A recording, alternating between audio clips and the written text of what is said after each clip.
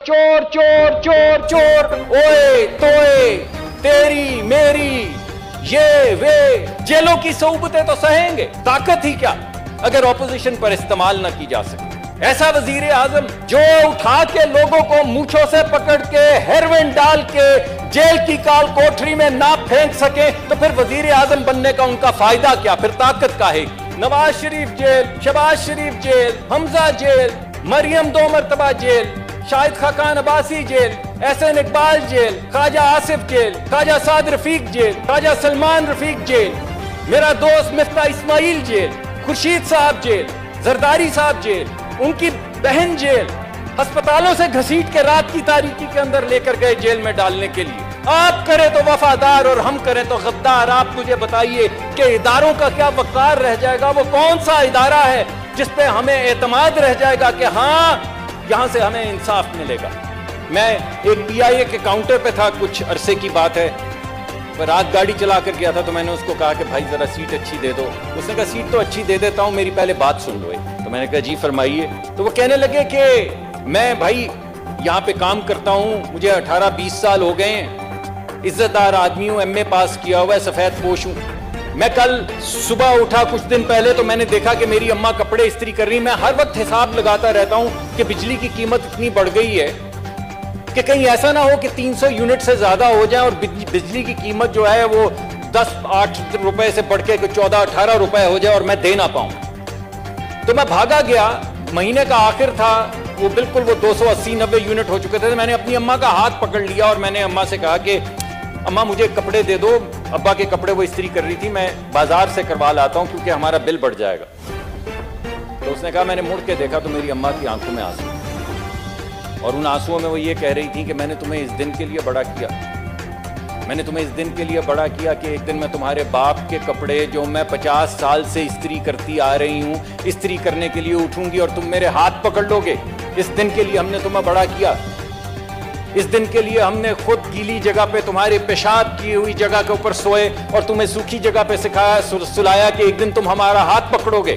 तो उस माँ की आंसुओं में जो बेहुर्मती थी जिंदगी की, और उस बच्चे के चेहरे के ऊपर जो लाचारी होगी जो 300 यूनिट की तकरार में पड़ा हुआ था, ये मुकद्दमा भी मैं आपके सामने रखना चाहता हूँ कि अगर आप बिजली का बिल देते हैं तो बच्चों की फीस नहीं भर पाते, आप बच्चों की फीस देने के लिए निकलते हैं तो 3 वक्त का खाना नहीं दे पाते, आप 3 वक्त का खाना देने की कोशिश करते हैं तो माँ बाप की दवा जो 500-550% बढ़ चुकी है वो घर नहीं ला पाते, और अगर कोई खुदा न खास्ता बीमार हो जाए और उसको डायलिसिस की जरूरत पड़े तो वो डायलिसिस जो मुफ्त हुआ करता था या 1000 रुपए में होता था, अब वो 10-12 हजार में होता है।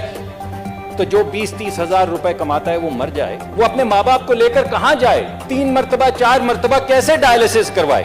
तो मैंने आपको जो बेहुरमती मरने वालों की हो रही है वो भी सुना दी और जो बेहुरमती जिंदा लोगों की है वो भी सुना दी।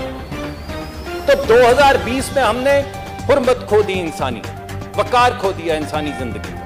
और अगर किसी ने आवाज उठाई, तो चोर चोर चोर चोर, हर तरफ ये नारा बुलंद हो गया, ओए तोए, तेरी मेरी, ये वे। वो जबान जो कोई अपने बच्चों के सामने, अपनी बिटिया के सामने, अपने बेटे के सामने नहीं बोला जाता, वो आला तरीन ईवानों में जबान बोली। वो जबान जो मोहल्ले के गुंडे नहीं बोलते, वो जबान हमारे आला तरीन लीडरान जो हैं वो बोलते रहे, सिर्फ इस वजह से कि ये आवाज ना उठाओ, ये जिक्र ना करो, चाहे महंगाई का हो, चाहे इंसानी हुर्मत का हो, इंसानी जिंदगी का हो, इंसानी वकार का हो, इस आवाज को किसी तरीके से बंद कर दिया जाए। तो जो इंसानी वकार तो गया, जो हमारे हाथ थोड़ी डिसेंसी थी, जो रवादारी थी, जो तहजीब थी, वो भी हमारे हाथ से जाती रही। और चेयरमैन साहब, अगर किसी ने बहुत शोर मचाया कि नहीं नहीं भाई चोर चोर को छोड़ो, इसकी बात तो करो, हमें जेलों में डाल दो, जो मर्जी करो, मगर इसकी बात तो करो, गुर्बत की बात करो, अफलास की बात करो। जब किसी ने बहुत शोर डाला तो क्या हुआ? Nawaz Sharif jail, Shahbaz Sharif jail, Hamza jail, Maryam 2 मरतबा jail, Shahid Khaqan Abbasi jail, Ahsan Iqbal jail, Khawaja Asif jail, Khawaja Saad Rafique jail, Khawaja Salman Rafique jail, मेरा दोस्त मिफ्ता इस्माइल जेल, खुर्शीद साहब जेल, जरदारी साहब जेल, उनकी बहन जेल, अस्पतालों से घसीट के रात की तारीकी के अंदर लेकर गए जेल में डालने के लिए।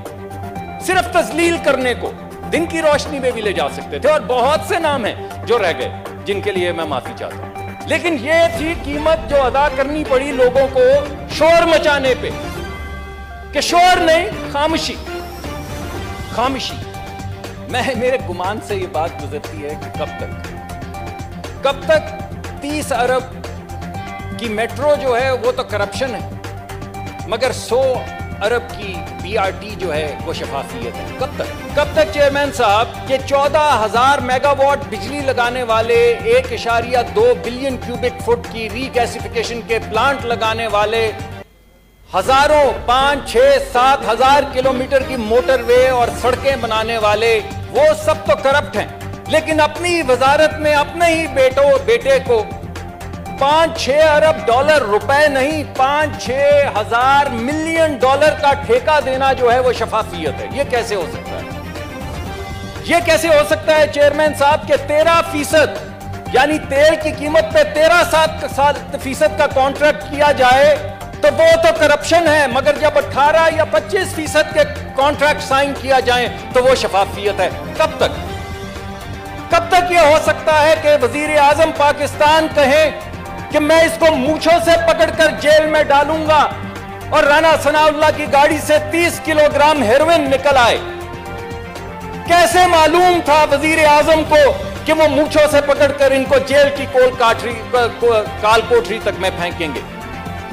कब तक ये ऐसे होगा कि हजारों के सामने वजीर आजम साहब करेंगे कि कहता था ना मुझे जेल में डाल दो, ये लो शाहिद खाकान अब्बासी को जेल में डाल दिया?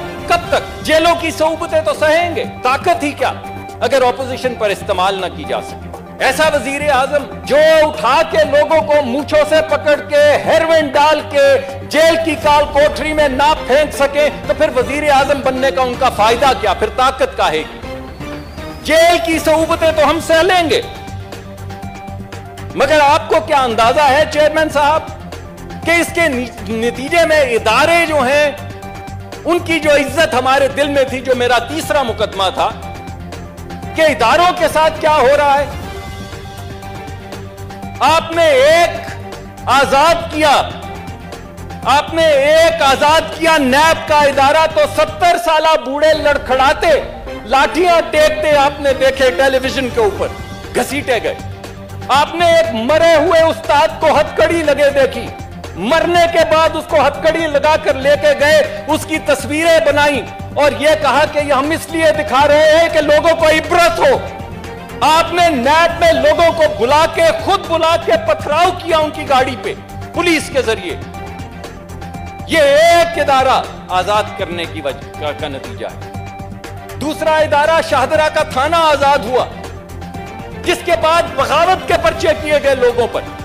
आप ये कहते हैं कि अगर आप ये बात करेंगे इदारे के खिलाफ तो बगावत होगी, तो हमारे वजीर आजम ने जो पिछले साल अमेरिका में जाकर कहा था कि दहशतगर्दी के पीछे कौन कौन है, वो क्या था?